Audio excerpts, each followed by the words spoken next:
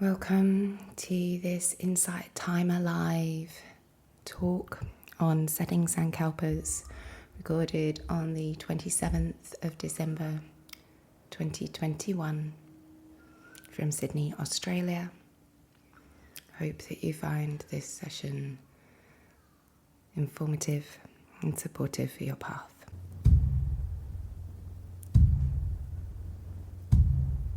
Good morning or good afternoon as you come and land into this virtual space post our Christmas, if you celebrate Christmas, or maybe a day off for some of you.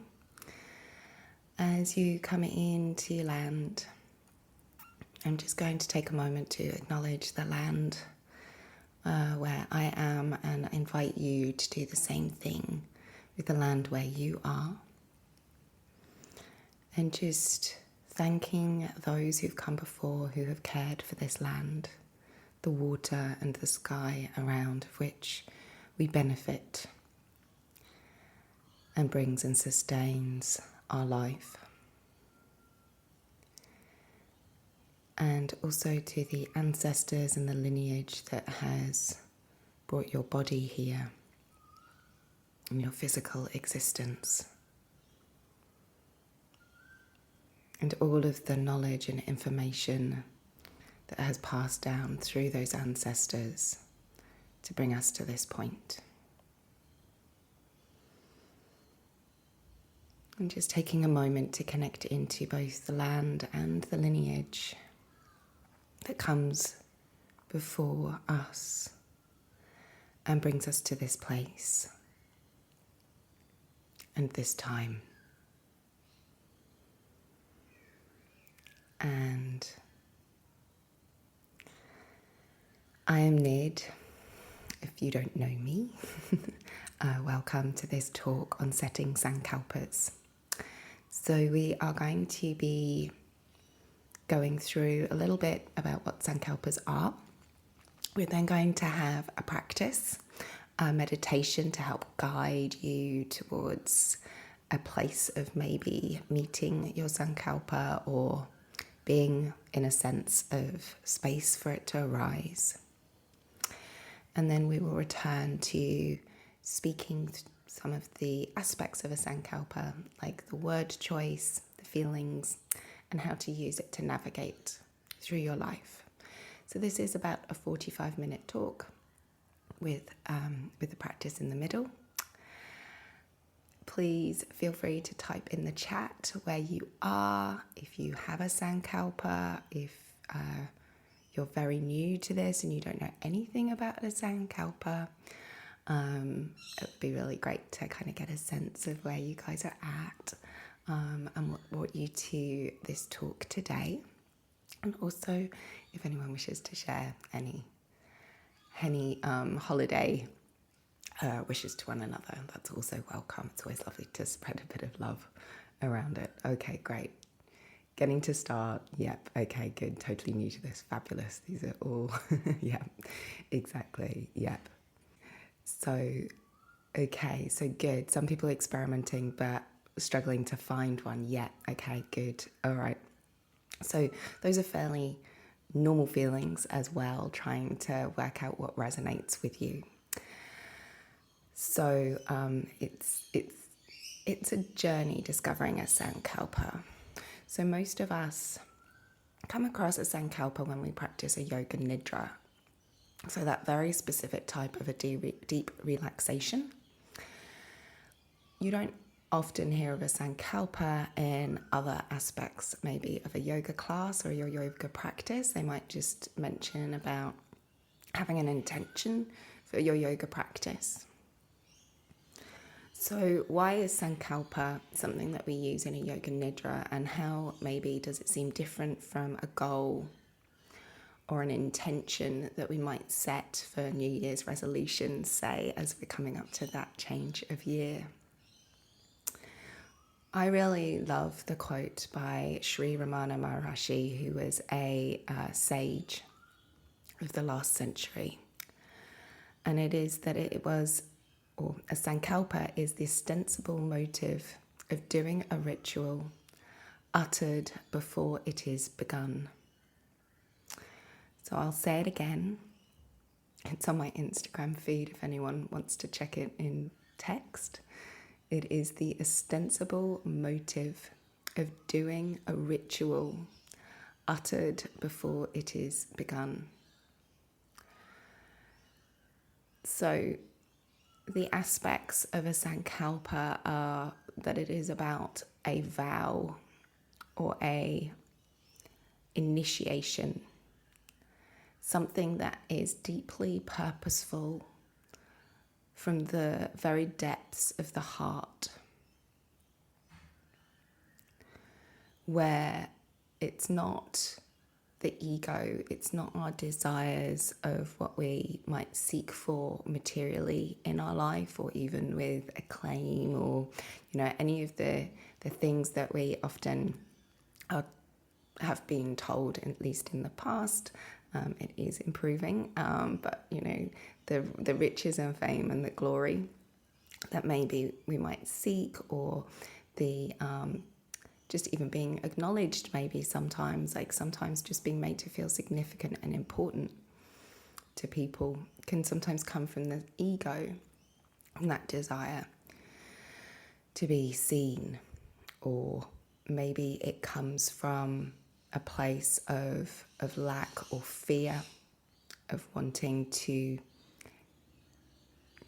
feel like we can access something that we miss, that we want in life, and we are avoiding creating our sankalpa from that place. We're looking to create it from the place of the heart, where it will be something that is part of our soul's purpose in this lifetime.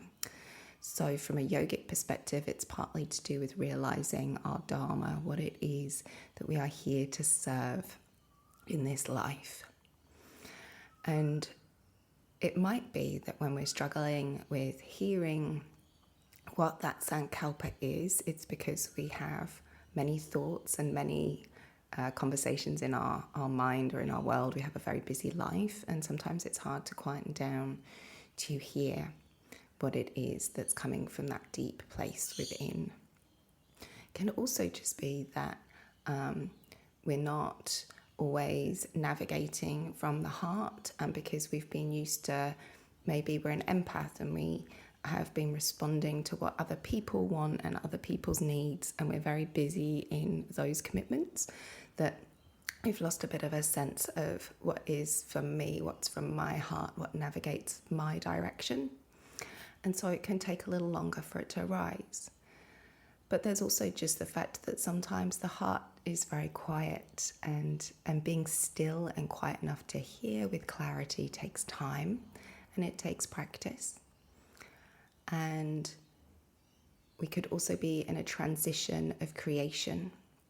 And when we're in a transition of creation, there is a void of quietness. And so it takes longer for it to arise and to be created.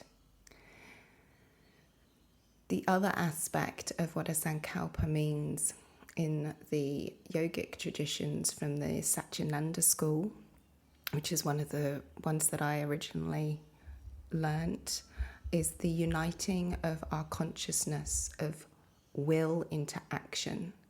So it is how we really bring our full conscious being, bringing the subconscious and the conscious mind, and then our action, all in alignment, so that we really do manifest and create what it is that is coming from deep within that heart space, and what we're here to live for.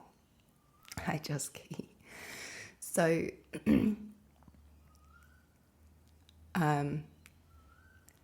thank you very much, CW, for explaining what's been said. Perfect. So, the ostensible motive, that was what that's the word OSTENIBLE, the ostensible motive of doing a ritual uttered before it's begun.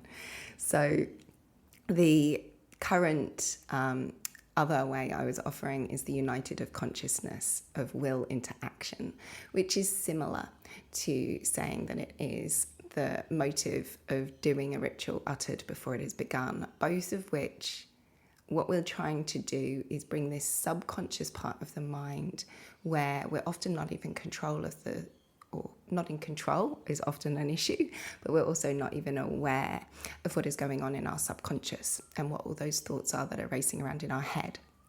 And if you consider that if your thoughts create your feelings and create the state that you're in to navigate the choices of your life, and the thoughts and those feelings impact how you behave, they impact how you respond to situations, how you might put yourself in a situation, and how you respond impacts how other people are going to respond and what they're going to offer to you. So if that subconscious state is not aligned with where you think you should be going, it's going to create actions that are going to create responses in yourself and therefore in others that don't take you in the direction that you're trying to go in. So we also want there to be a marrying of what's going on in the subconscious mind with our conscious mind, and therefore then our emotional state as well as our thinking state, and how we then are going to respond and be.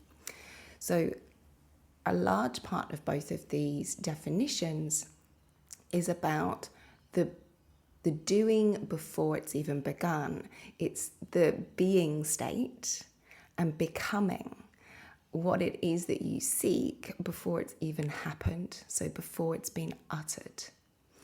So the doing is by being in the place that you want to become, and that is when we can be more in the state that we want to become, we clear the subconscious mind and can start to bring it along with us. So the subconscious mind is full of those ancient fears of evolution, of needing to be safe and secure, of not being threatened by other animals, of not maybe having the structures of society that we tend to have now that do actually make us a lot more safe and secure than we once were in the past as a developing race. So it's helping us to understand that we can be calm and centered and find the thoughts and the feelings deep within us that align to where we want to go. So therefore, I've given you two aspects now of what a Sankalpa includes. The first is that it wants to come deep within the heart or from your soul, if you're not someone who feels that your heart is part of your soul connection. So it's coming deep within from a very, very connected to a greater consciousness than what we live in daily life. It's also about the uniting of that deep desire with how we live and how we act, clearing away the old habits of evolution that may be within us, but also, within our own lives, the traumas and the struggles that we have had, and how we can move through those with a peaceful attitude, with a peaceful energy. So when it comes to finding your Sankalpa, I would like to offer that the first thing is to really welcome it from the unknown and allow yourself to sit with it being unknown and it being quiet and not knowing what it is. We don't often feel that it's okay to be in the unknown and to feel uncertain as to what comes next.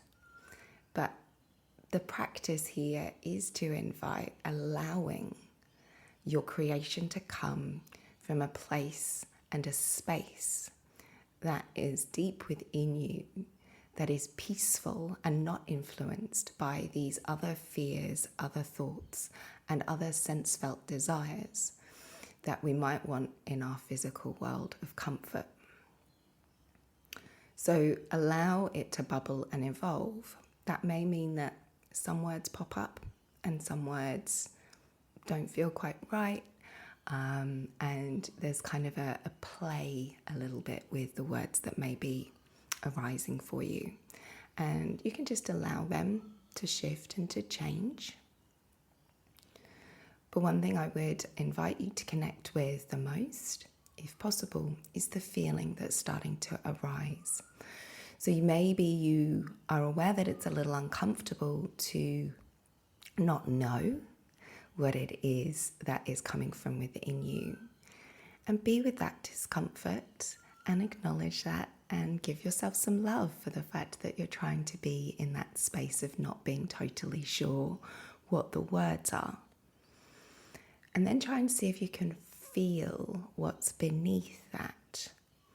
So getting a sense of maybe what you might feel you would like to come through in your life. Maybe from a place of peace, what would you like to feel? And maybe feeling peace is the feeling that you're going to desire. So I would invite you to try and find the feeling, and even if you don't know any words that go with the feeling, that's also really, really perfect, and that's the place that you're going to want to be.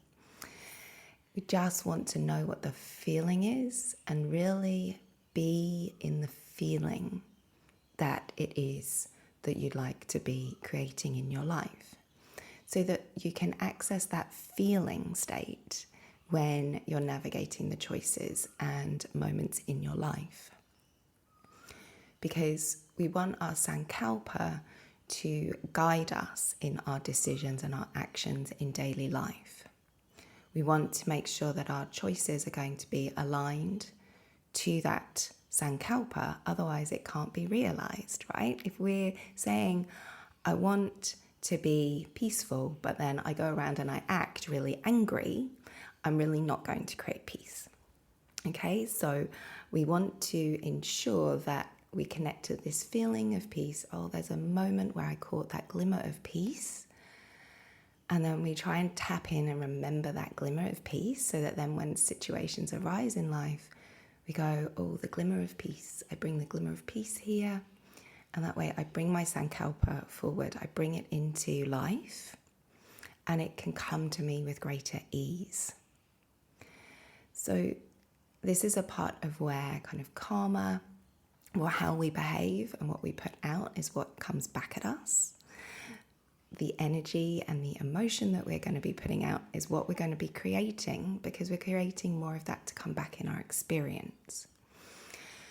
So this is where Sankalpas are really important as part of the ritual of life, is that we start to have more of a reverence of life in how we behave in each individual moment of choice, of what attitude we bring to it, because we respect that every moment what we're creating will come back to us in our life, and we would like to receive hopefully a nice life, an enjoyable life, whatever the words are for you that are a higher vibration for you of how you'd like to experience your life. And you want to try and be bringing that towards your experiences. And you're going to do that by aligning your choices to what your Sankalpa is, and how those choices will then resonate with your Sankalpa. So I'm hoping that's given you some idea about what a Sankalpa is and why it's important, and why I like particularly the quote. Thank you, CW, for putting it in the chat for everyone as well, which is about it being a ritual uttered before it's begun, because it brings a reverence to every moment in your life, and it's about you feeling it, which therefore means it already exists for you. It's already tangible, what you're trying to create. You just have to bring it forth in the way that you behave, by always remembering that every moment has that reverence, and then it already exists before you've even started taking any actions into changing your life for it to materially manifest in a different way. So we're going to take a practice. It's about 10 minutes of meditation. You are welcome to lie down if you're someone who's more comfortable lying down than doing a seated practice, but you're also welcome to stay seated. Hopefully the sound of the birds is going to be a nice relaxing backdrop for you. And I'll allow you a moment or two just to settle yourselves into your seat or lying down. If you can, you're going to want to have your eyes closed, or at least be able to let your eye gaze rest at a point in front of you, where you can soften the gaze by softening the muscles around your eyes. If you're seated, have your hands resting in a comfortable position on your lap. Ideally with your palms facing up, which is a receiving position. Open and receiving your sankalpa or guidance towards it. But if you don't feel safe, if it doesn't feel comfortable and you feel many thoughts and anxieties around your sankalpa, turn your palms down so that your hands are down towards your thighs or your knees. And this will just help to bring you inward, in towards that deeper, quieter place within you.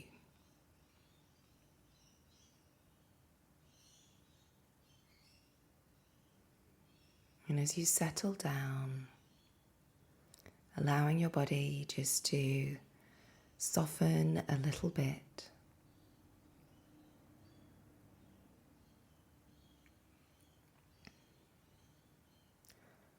Just noticing the points of your body contacting the supports beneath you.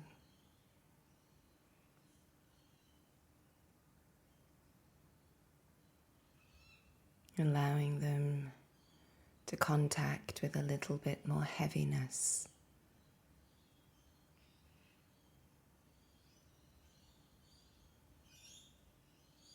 Grounding and feeling gravity and earth holding you from beneath.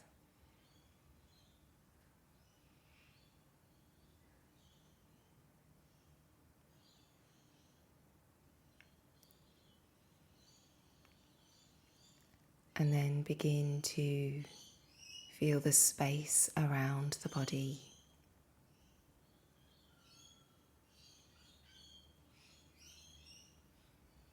The space in which your body can breathe and expand into.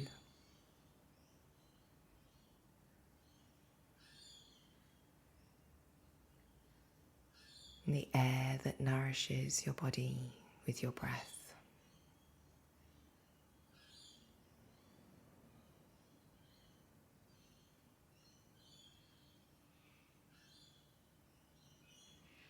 Begin to notice your breathing, whether it's under the nose or somewhere in your torso.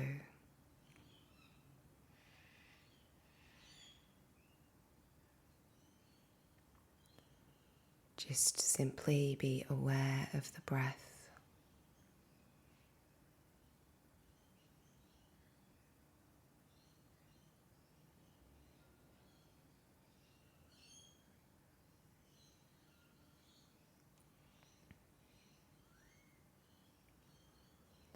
And either feel the breath down to the base of the belly,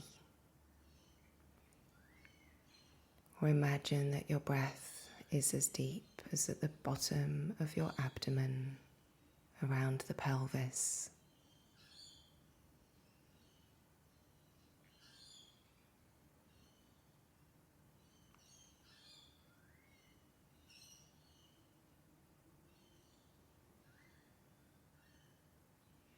And as you inhale, imagine the breath moving from the base of the pelvis up the spine to the top of the neck, and exhaling down the spine to the bottom of your tailbone.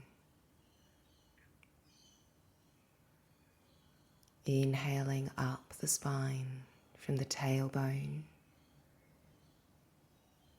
and into the head. And exhaling down the spine to the bottom of the tailbone. Continue following your breath up the spine as you inhale, and down the spine as you exhale.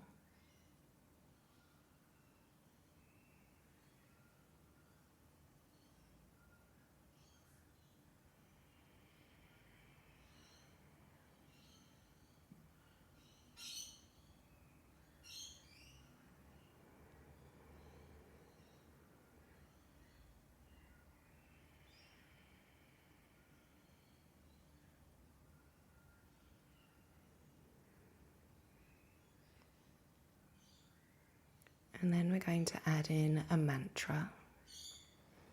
As you inhale up the spine, say in your mind's eye, so. And as you exhale down the spine, hum. Inhaling up, so. And exhaling down, hum.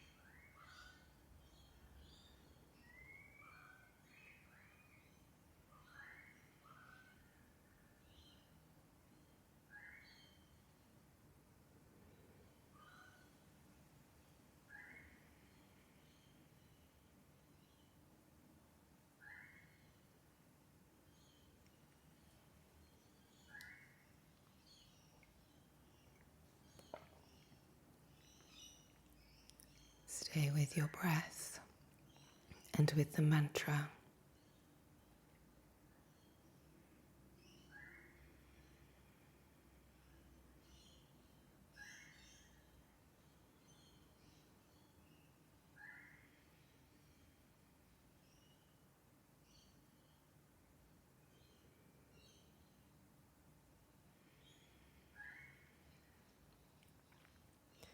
Complete this round of breath, your awareness ending at the tailbone. And let your focus go and return to your breath, noticing your breath in your chest, around your heart space.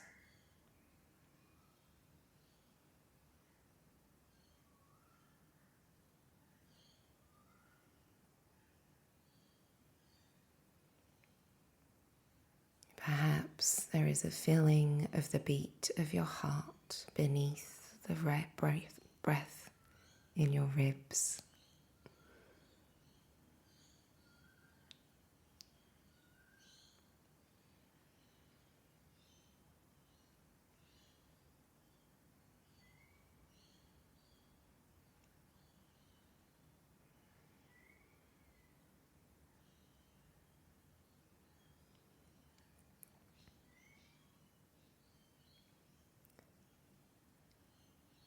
And simply say those words again of the mantra. So hum into your heart 3 times.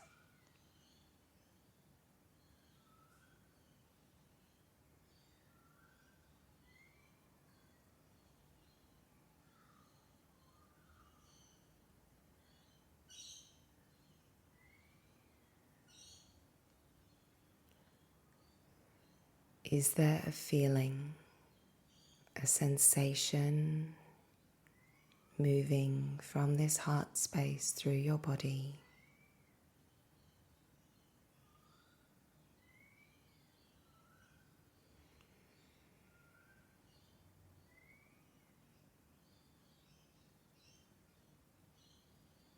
feel into what the sensations are from that heart space.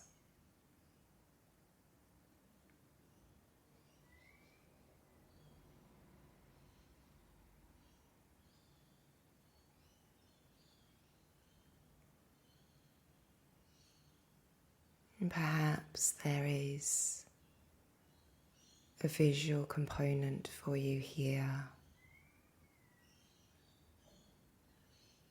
or maybe some words, or even sounds.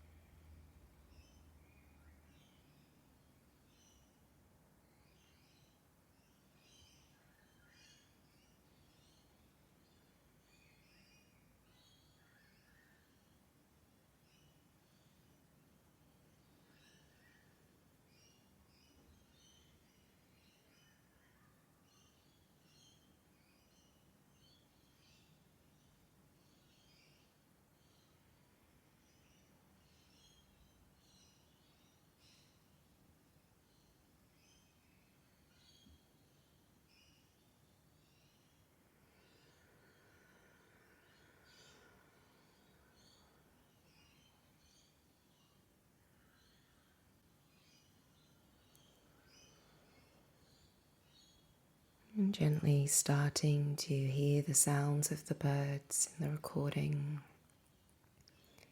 Perhaps there are some sounds in your room or near your space.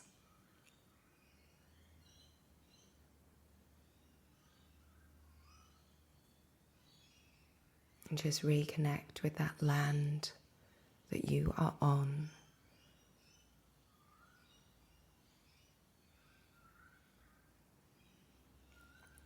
Acknowledging and giving it thanks for holding you here.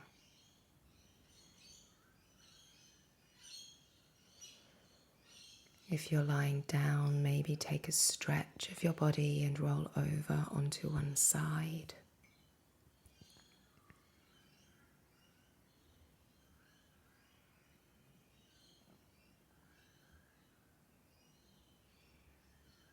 And when you're ready, we're going to gently open our eyes and return to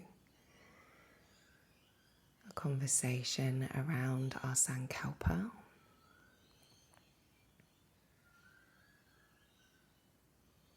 Maybe if you want, grabbing your journal, your pen, and make any notes if there are any words that feel appropriate that came to you.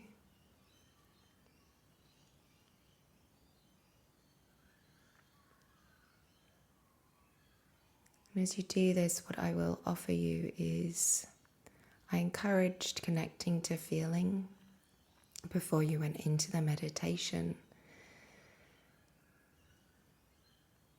And it was the first cue I also offered when you went to the heart. Because we're connecting to the vibration and the energy of what it is that you seek.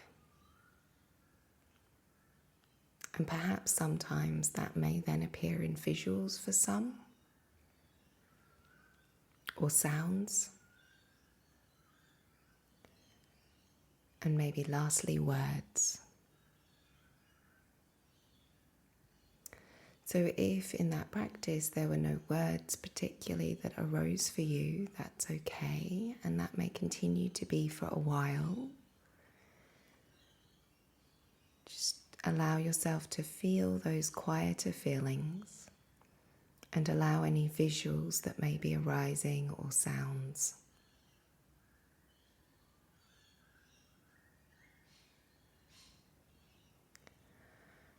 That practice, maybe some of you know, the So-Hum meditation. So-Hum means I am. And it brings us back to our center and our alignment. So it's a really useful practice to help come into your Sankalpa. If you only have a few moments to take, say, 5 rounds of breath. and include in that so hum to recenter you. But we also use I am as our Sankalpa start of the statement. So an actual Sankalpa statement is going to be about 8 words long.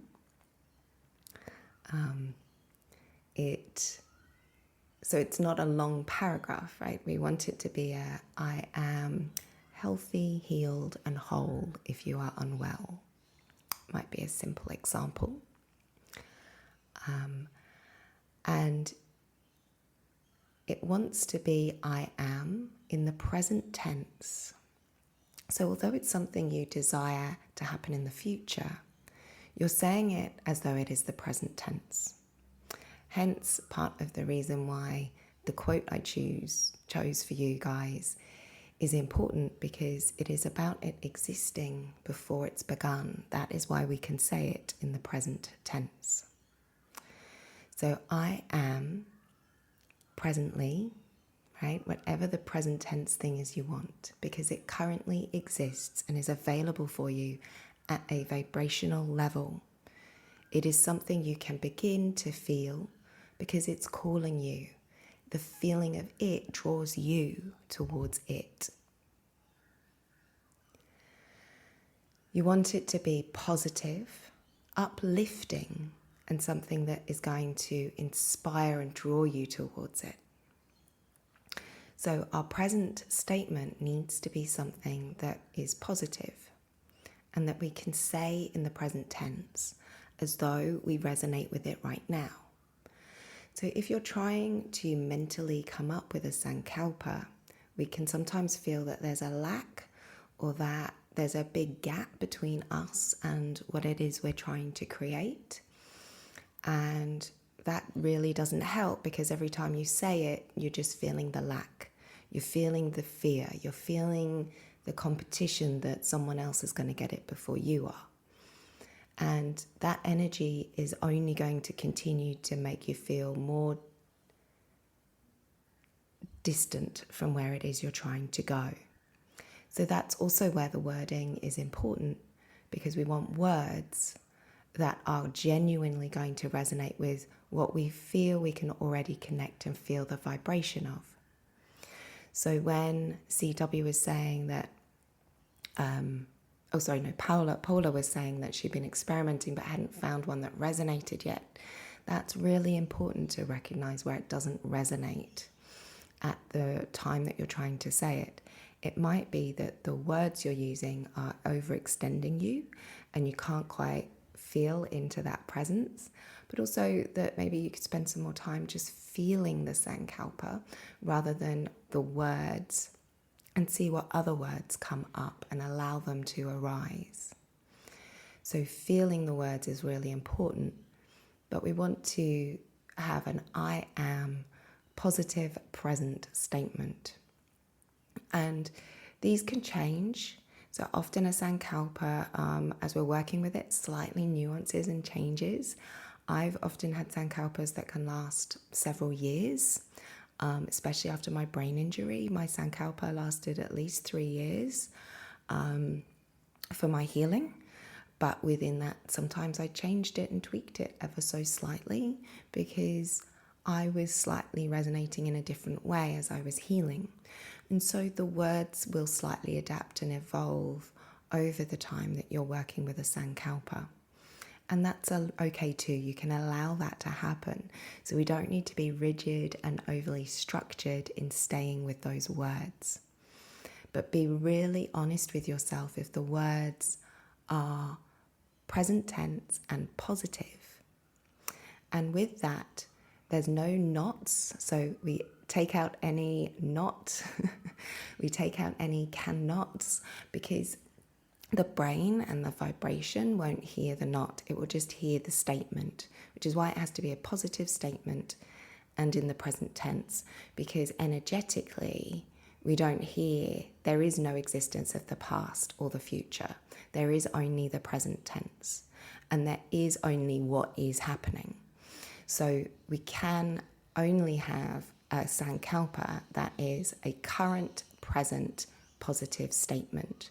Anything else that you add in that has a negative or a reference to the past or the future is not going to resonate and therefore not work as a sankalpa. Okay, so it will become something quite redundant for you. As I've already said a few times, feeling the sankalpa is what's going to help navigate you into really noticing that you're bringing it into your life. And that is because it is also calling you, because it already exists. So you can move towards it. And the way that we can do that, apart from noticing whether or not we're choosing in each moment to align to the direction of how our sankalpa will make us feel, is that we can use images and symbols to help us remember our sankalpa. So visualization is one of the fastest ways that we can activate the brain to switch a state. So if you're really trying to change your life, you're going to want to use imagery that really supports you in the direction that you're going. So it might be that you write your sankalpa, if you've got words for it, on a picture that really inspires and draws you towards it, or next to a symbol that you really like to use. And then you can also use the symbol to activate your sankalpa and quickly shift your emotional state in a present moment towards your sankalpa. So it's really helpful to have strong imagery that you're going to work with that really resonates with you. So I often suggest this for people using the safe space practice as well, is to connect into a visual, if that helps you with finding a quick access route that reminds you of the state that your sankalpa will take you into. Because we are looking to bring ourselves into a physiological as well as a thinking state, as well as then a behaving state of the words that we're going to say and how we're going to act, that all align to our sankalpa. So imagery and visuals and symbols are really, really useful. And when I say using visuals, if you're not a visual person, that's fine. You could use, say, a place that you love to go to, right? A place that you enjoy, the feeling state that it takes you into when you go there.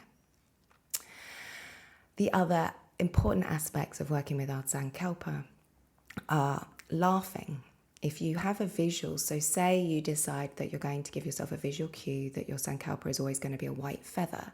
Every time you see a white feather, you're going to say, you're going to laugh, you're going to connect to your sankalpa, you're going to remember your sankalpa already exists, you're moving towards it, see it as a little sign that you're moving towards it, and give thanks for the fact that it's already there and that you're moving towards it. Okay, and that therefore you're constantly choosing to align towards that direction. And you can even take a moment to thank the white feather. So we're bringing gratitude into our practice with our sankalpa, of how we live with our sankalpa. So this takes it beyond it just being a part of your yoga nidra practice, which is the place you might see it, but that you're taking it into your daily life and seeing it in action in how you behave. Yeah, exactly, Joski. A mantra, it becomes a short mantra for you to say if you've got a word state. You might even turn it into a song, right? And use the vibration of music and song to help lift up and help you lift into your sankalpa and its vibration for you. So we're really wanting to find as many sense experience ways as well that we can really connect into that sankalpa and be with it, so that we can then remember to use it to guide us in the way that we're behaving and the way that we're living.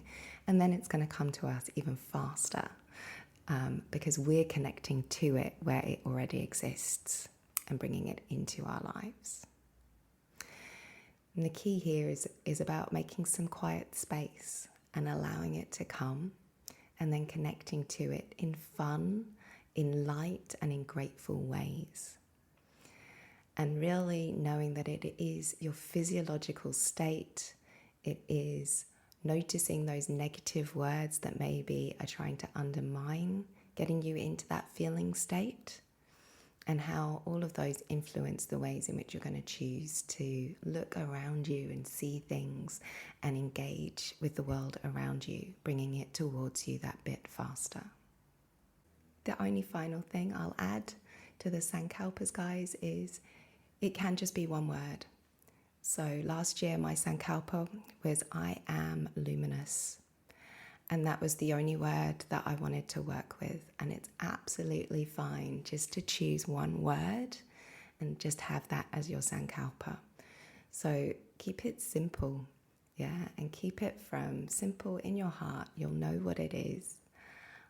We don't need to overword it, which we tend to love to do. Thank you so much for all your encouraging and grateful words. I really appreciate it. And I hope that you have all had lovely holiday seasons, whatever your faith, whatever your belief.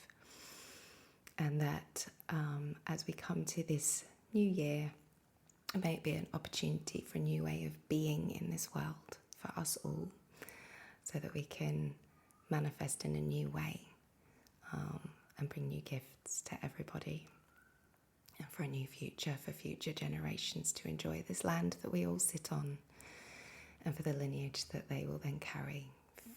Have a most wonderful new year, and enjoy bringing and being your Sankalpa and all the gifts that you are and that you share and you celebrate with the world, and being you at your most beautiful, loving self that you are already. Thank you for your time, and have a wonderful, wonderful day.